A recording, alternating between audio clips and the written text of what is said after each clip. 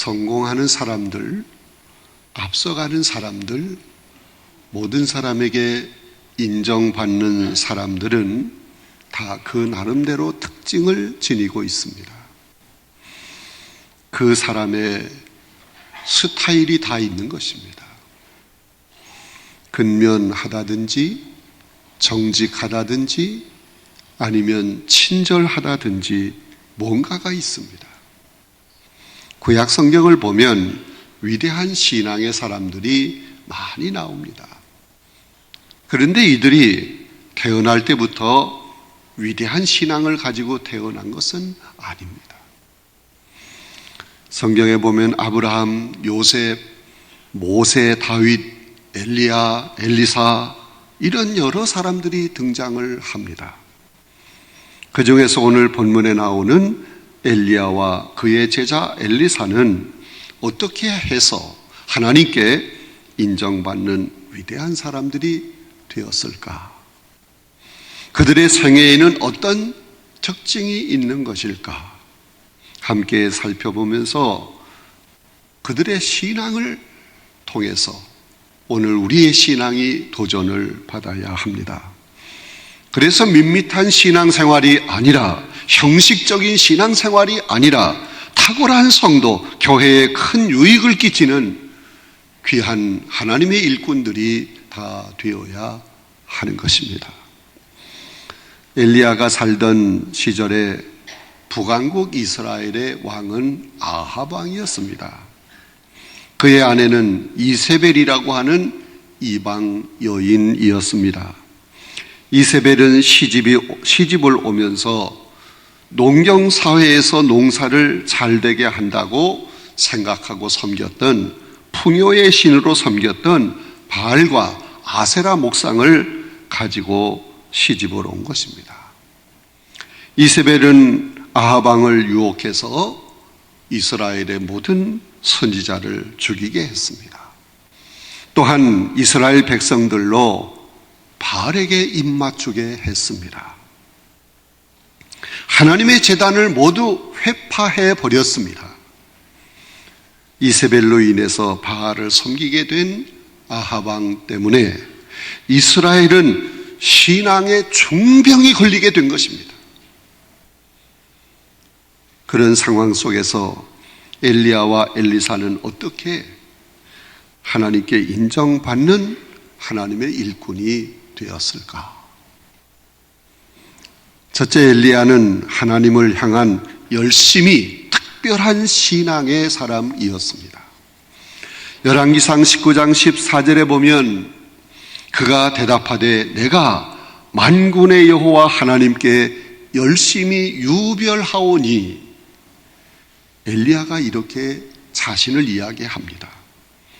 유별하다고 하는 이 말은 특별하다 하는 말입니다. 열왕기상 17장에 보면 하나님께 열심히 특별했던 신앙의 사람 엘리야가 기도할 때 비가 오지 않았습니다. 얼마 동안 비가 오지 아니했을까? 야고보서 5장 17절에 보면 3년 6개월 동안 이스라엘 땅에 비 한 방울 내리지 않았다고 하였습니다. 그리고 다시 기도할 때 비가 내렸다고 하였습니다. 그 후에 엘리야는 갈멜산 상에 제단을 쌓아놓고 바알과 아세라 선지자 850명과 영적인 싸움을 하게 됩니다. 열왕기상 18장에 보면 너희들이 섬기는 신이 참신이라고 하면 그가 하늘에서 불을 내려 이 제물을 태우게 하라. 그러면 우리가 그를 섬길 것이다. 그러나 내가 쌓아놓은 이 제단에 불이 내리면 너희들이 섬기는 신은 거짓신이다 하며 그들과 대결을 한 것입니다. 먼저 바알과 아세라 선지자가 열심히 하루 종일 바알을 찾으며 기도했습니다. 850명이 열심히 기도했습니다. 하루 종일 부르짖었으나 불은 내리지 않았습니다. 이어서 엘리야가 기도했습니다. 그런데 기도하자마자 즉시 엘리야가 쌓아놓은 그 제단에 불이 내려서 모든 재물을 불살랐습니다. 이것을 본 백성들이 기손 강가에서 바알과 아세라 선지자들을 쳐 죽였어요. 그 일 후에 이세벨이 엘리야에게 전가를 보냈습니다. 내가 우리의 선지자들을 죽였으니 내일 이맘때까지는 너도 그들 중에 한 사람처럼 죽임을 당할 것이다. 그리하지 않으면 우리의 신이 내게 벌의 벌을 내리기를 원한다 라고 하면서 위협을 한 것입니다. 이세벨의 협박을 받은 엘리사는 다급해졌어요. 그래서 도망치기 시작을 합니다. 북쪽 이스라엘 땅에서 남쪽 유다 땅까지 도망을 갔습니다. 그리고 남쪽 유다에서도 제일 밑에 남단에 있는 부엘세바까지 갔습니다. 거기서도 안심이 안 돼서 40주야를 걸어서 하나님의 산 호렙에 이르게 된 것입니다. 엘리야는 그곳에서 마침내 하나님을 구체적으로 만나게 된 것입니다. 사랑하는 성도 여러분, 우리가 여기서 주목해야 할 것이 있습니다. 모든 백성들이 바알에게 입을 맞추고 하나님 제단을 헐면서 배반하게 되었을 때 엘리야는 어떤 신앙의 모습을 보였을까 하는 것입니다.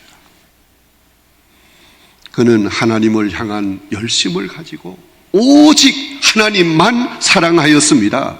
오직 하나님만 섬겼습니다. 하나님만 따르고 하나님만 의지했습니다. 그는 온 세상 사람들이 다 돌아섰을 때도 홀로 신앙의 길을 꿋꿋하게 걸어갔습니다. 엘리야는 열심을 내는 일에 앞장섰던 사람입니다. 하나님을 섬기는 일에 온 세상 사람들이 다 외면을 한다고 할지라도 나만은 그 길을 걷겠다고 작정한 사람이었습니다. 엘리야가 하나님을 섬기는 일에 열심히 있었기 때문에 하나님은 그것을 귀하게 보신 것입니다. 그래서 엘리야가 기도할 때 하나님이 그 기도를 들어주셨어요. 3년 6개월 동안 이스라엘 땅에 비를 내리지 않았습니다.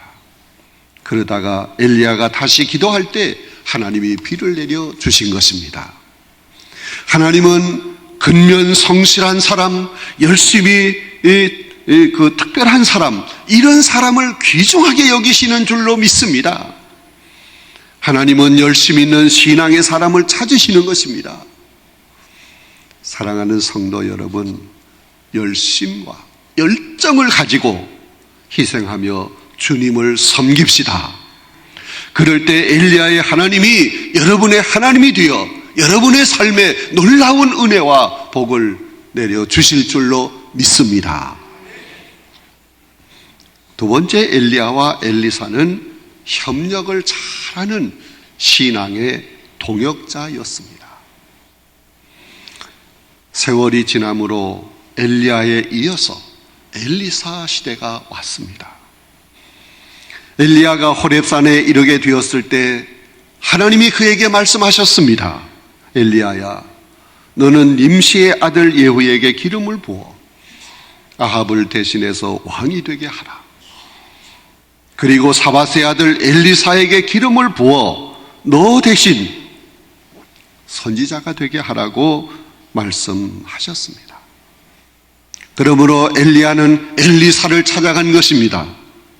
그런데 엘리야가 엘리사를 찾아갔을 때 그 엘리사는 소 12겨리를 몰면서 밭을 갈고 있었습니다. 그는 열심히 일을 하는 농부였습니다. 성도 여러분, 하나님은 열심히 일하는 사람을 찾으십니다.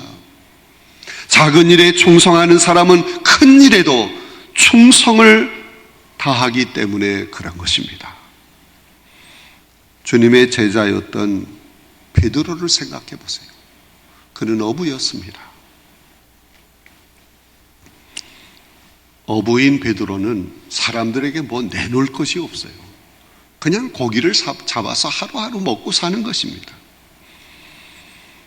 그러나 그는 바다에서 열심히 고기를 잡았습니다. 바로 그때 예수님이 너는 나를 따르라.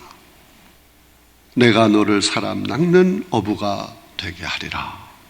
말씀을 하시면서 일하고 있던 그를 부르신 것입니다.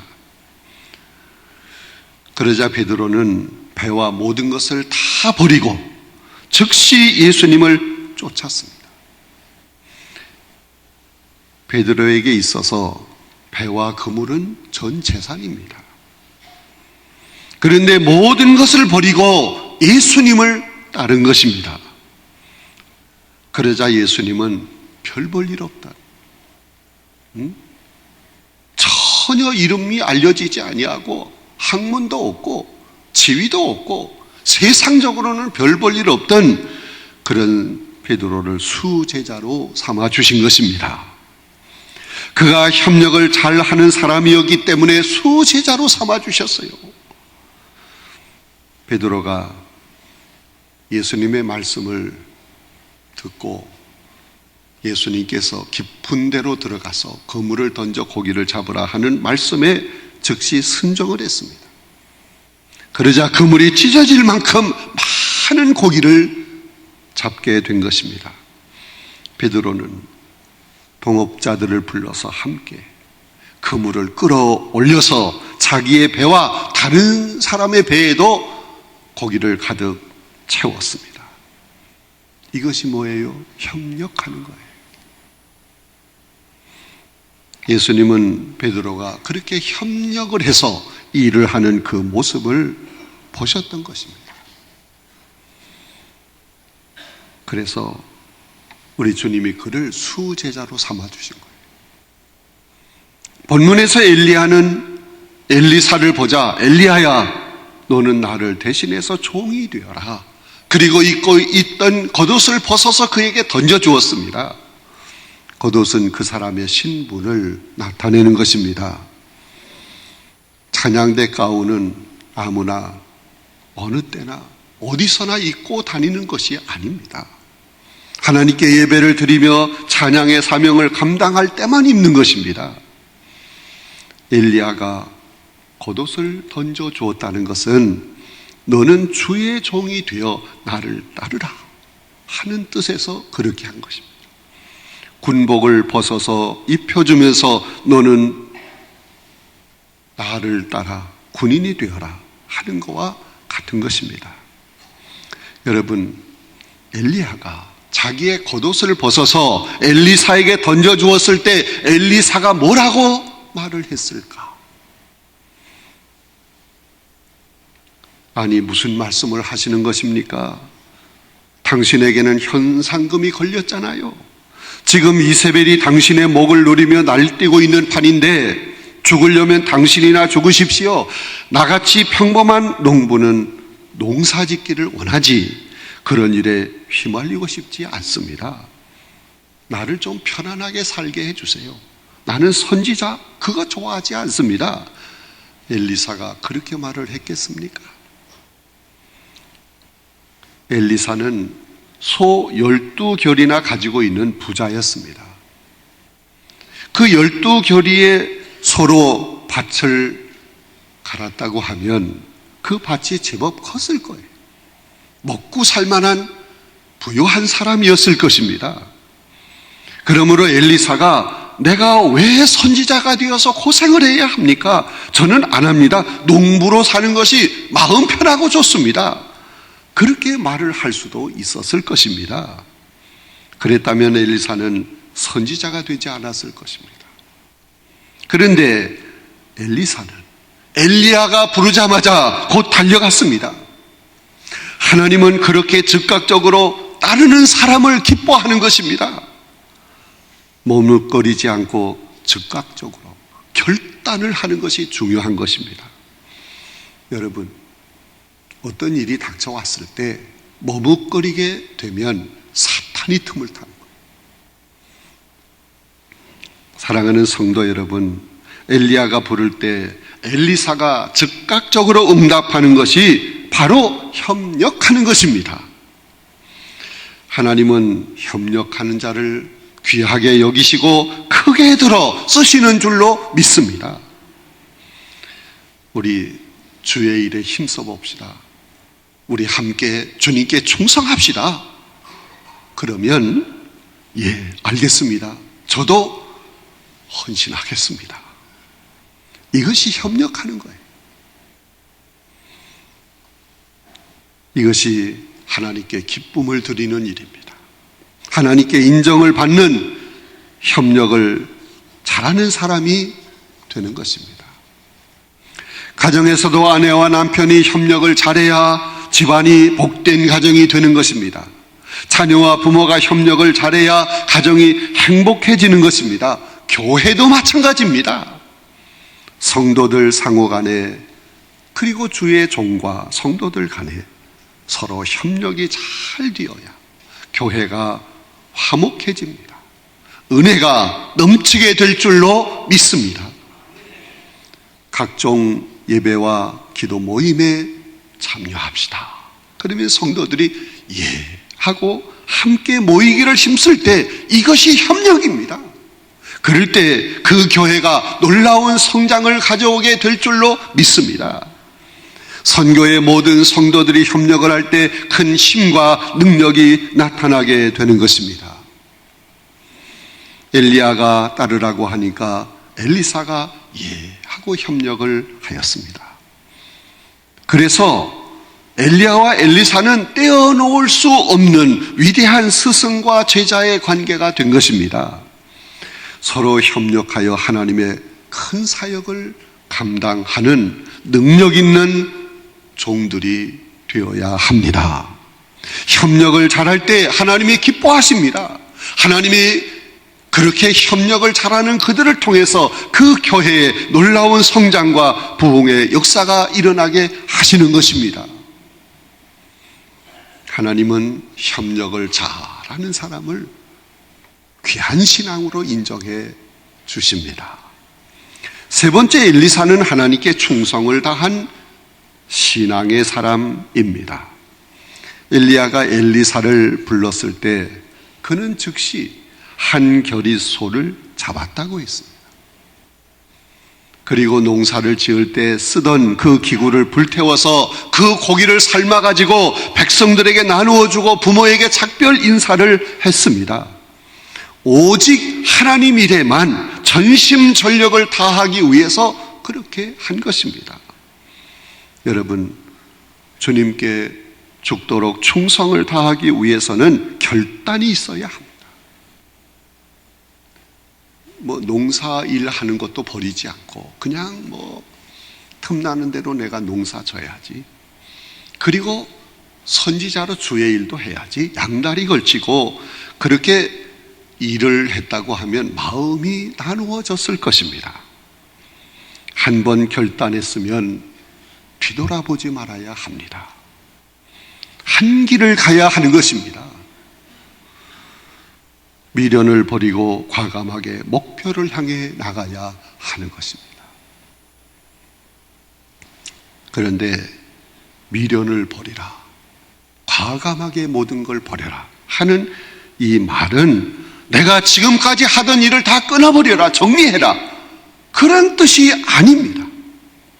사도 바울처럼 먹어도 마셔도 잠을 자도 무슨 일을 해도 오직 하나님의 영광을 위해서 해야 한다는 말씀인 것입니다. 공부를 하는 것도 직장 생활을 하는 것도 사업을 하는 것도 오직 주님의 뜻을 이루어 드리고 주님께 영광을 올려 드리기 위해서 오직 하나님께만 초점을 맞춰서 모든 일을 감당해야 한다는 말씀인 것입니다. 이것이 주님을 따르기로 결단하고 뒤돌아보지 않는 모습입니다. 열왕기하 2장에 보면 엘리야가 하나님의 부르심을 받아 세상을 떠나게 되었을 때 엘리사에게 다시 한번 옷을 던져 주었습니다. 그것은 엘리사가 자기의 스승 엘리야에게 갑절의 영감을 구하였기 때문입니다. 스승님, 저에게 갑절의 영감을 받게 해주세요. 세상은 점점 악해지는데 스승님이 받은 영감의 갑절을 받아야만 선지자의 사명을 감당할 수 있습니다. 엘리사는 엘리야에게 그렇게 간곡하게 부탁을 했습니다. 그래서 마침내 엘리야가 다시 한번 엘리사에게 두 번째 옷을 던져주었습니다. 엘리사는 그 옷으로 요단물을 치니까 강물이 이리저리 갈라졌다고 하였습니다. 엘리사가 스승이 던져주는 옷을 두 번이나 받은 것처럼 은혜는 한 번만 받으면 다 되는 것이 아닙니다. 계속적으로 은혜는 받고 또 받고 또 받아야 합니다. 하나님이 주시는 능력은 한 번으로 끝나서는 안 됩니다. 계속적으로 또 받고 또 받아야 하는 것입니다. 엘리사는 엘리야가 받았던 영감의 갑절을 받았습니다. 그러므로 이 엘리사는 그 영감으로 아람 군대가 계속 침략을 해오고 괴롭히고 여러 가지 어려움을 줄 때마다 그 군대의 움직임을 다 통찰을 하는 것입니다. 미리미리 다 아는 것입니다. 그래서 왕에게 정보를 제공해서 철저히 방비하게 한 것입니다. 그런 엘리사에게 이스라엘 왕이 뭐라고 했을까?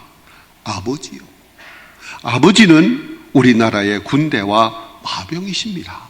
그렇게 고백을 하기까지 했습니다. 당시 엘리사는 온 백성에게까지 존경을 받았습니다. 사랑하는 성도 여러분, 오늘 우리도 엘리야와 엘리사처럼 하나님께 인정받는 하나님의 일꾼들이 되어야 합니다. 사람에게 인정받는 것도 중요하지만 먼저 하나님께 인정받는 신앙의 사람들, 하나님의 일꾼들 다 되어야 합니다. 그러기 위해서는 모든 사람들이 이 세상의 마음을 빼앗기고 있을지라도 나만은 하나님만 사랑하겠습니다. 오직 하나님만 의지하고 하나님만 섬기겠습니다 하는 각오를 가져야 합니다. 그럴 때 엘리야의 하나님이 나의 하나님이 되어 주십니다. 놀라운 은혜와 복을 주실 줄로 믿습니다. 그 앞길을 책임져 주실 줄로 믿습니다. 그리고 성도인 우리 모두가 다 한 마음으로 협력을 잘해야 합니다. 왜냐하면 하나님은 인간을 통해서 역사하기 때문에 그렇습니다. 여러분, 교회에서 전도합시다, 기도합시다, 모입시다, 선교합시다 하면 모두가 다 한 마음을 가지고 협력을 해야 합니다. 그렇게 할 때 교회가 부흥됩니다. 하나님의 영광이 나타나게 됩니다. 하나님은 그런 사람들의 앞날을 확실하게 밀어주시고 끌어주시고 책임져 주실 줄로 믿습니다. 또한 어떤 상황 속에서도 끝까지 결단하고 충성해야 합니다. 결단하고 뒤돌아보지 말아야 합니다. 그래서 하나님께 인정받고 칭찬받는 위대한 하나님의 일꾼들이 다 되어야 합니다. 하나님께 인정받는 일꾼, 하나님께 칭찬받는 성도, 그 사람의 앞길이 열리는 것입니다. 그런 삶을 살아갈 때 마음에 평안이 있고 기쁨이 있고 하나님의 언약된 놀라운 복을 마음껏 받고 하나님 앞에 크게 영광 돌리는 삶을 살게 될 줄로 믿습니다. 여러분 모두가 다 하나님께 인정받는 일꾼들이 되시기를 주님의 이름으로 기원합니다.